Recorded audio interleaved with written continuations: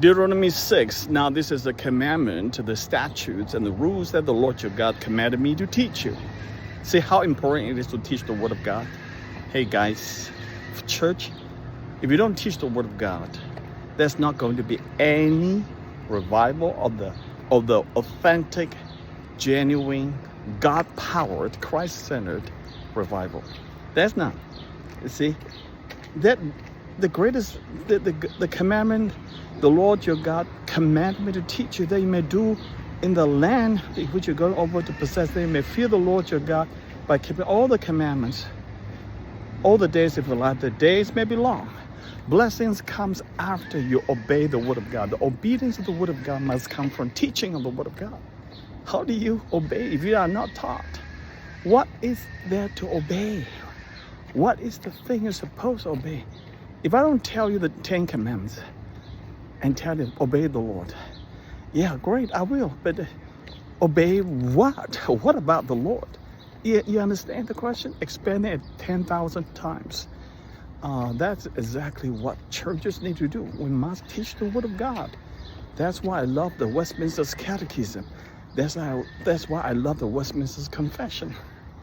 That's why I love the Everest height of doctrines, writings, teachings by Everest thinkers and scholars of the old, like Augustine, John Calvin, and Bavinck. These three are phenomenal, and apparently Edwards as well. So these 3 or 4, J.I. Packer called them as the Mount Everest of systematic theology or biblical theology or theological insight that we need to learn from. Okay, but not even that. Just read the Bible, learn the Word of God from the Bible reading, and listen to your pastors preaching. Go to church that preach the Word, not shallow, not liberal, not watered down, not compromised, but truly solid Word of God. Even better, the reformed Word of God, reformed teachings of the Word of God. You will do well. You got to learn the Word of God. They got to teach the Word of God.